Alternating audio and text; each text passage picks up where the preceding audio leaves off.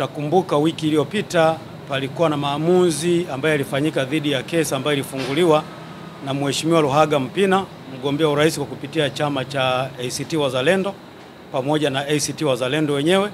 Walikuwa wamefungua kesi dhidi ya Tume ya Taifa ya Uchaguzi pamoja na mwanasheria mkuu wa serikali.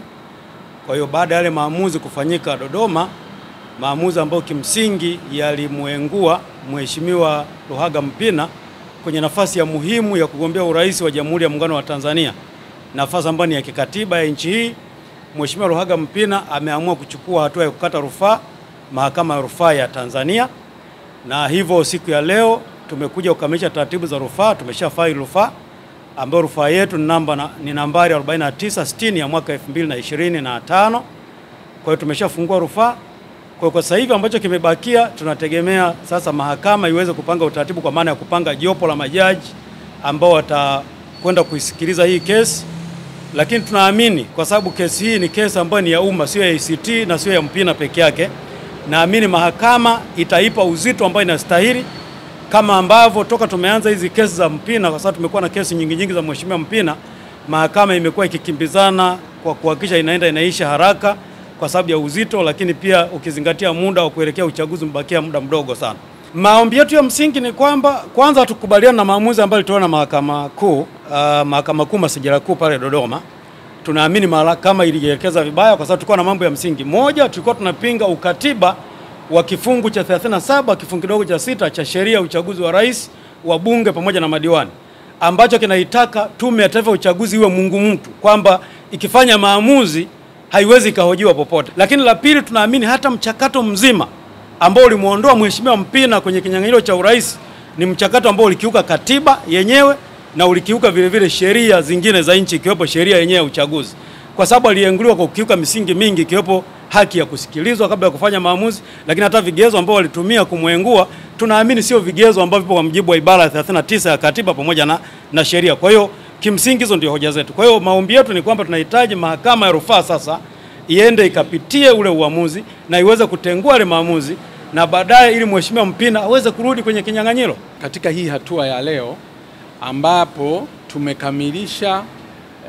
utaratibu wa kukata rufaa katika Mahakama ya Rufaa Tanzania, kama mlivyosomewa shauri letu namba 4660, kama ambavyo wakili amewabrifu hivyo awali, kwamba na mimi kabisa nichukue hatua hii. La kwanza kabisa kuwashukuru sana, kwanza kushukuru sana chama changu ambacho katika mchakato huu wote tumeendelea kuwa nao na hatimaye leo tumefikia katika hii hatua. Nimekata rufaa hii mimi na chama changu kwa ajili ya kwenda Mahakama ya Rufaa, ikiwa ni kukataa kabisa katakata kwamba nchi yetu demokrasia haiwezi kuendelea kubagazwa kwa kiasi hicho. Lakini nimekata rufaa hii ili kwenda kuambia INEC hawana mamlaka ya kuwachagulia wananchi nani anayetakiwa kwenda kugombea. INEC wao wana kazi moja tu ya kucoordinate uchaguzi, kuhakikisha kwamba wamesimamia sheria za uchaguzi, lakini hawana mamlaka ya kuwaelekeza wananchi wamchague nani. Kwa hiyo nimekata rufaa hii, tumeikata rufaa hii ili kuhakikisha kwamba katiba na sheria za nchi yetu zimezingatiwa na zinaheshimiwa na watu wote.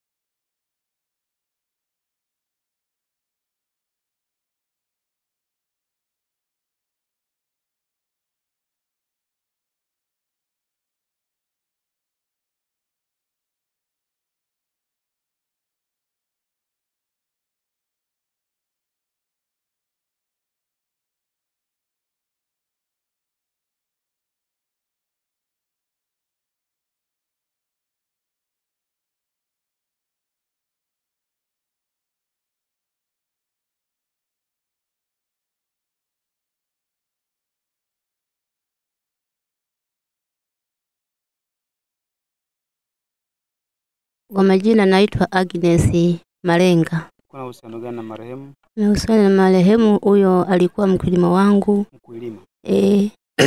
Sasa ikajitokeza yani alioa mtoto wako? Ndio, mtoto wa kaka yangu. Ananiita. Yupo hapa? Yupo hapa. Marehemu alikuwa anaitwa nani? Alikuwa anaitwa Mahela Kahamba.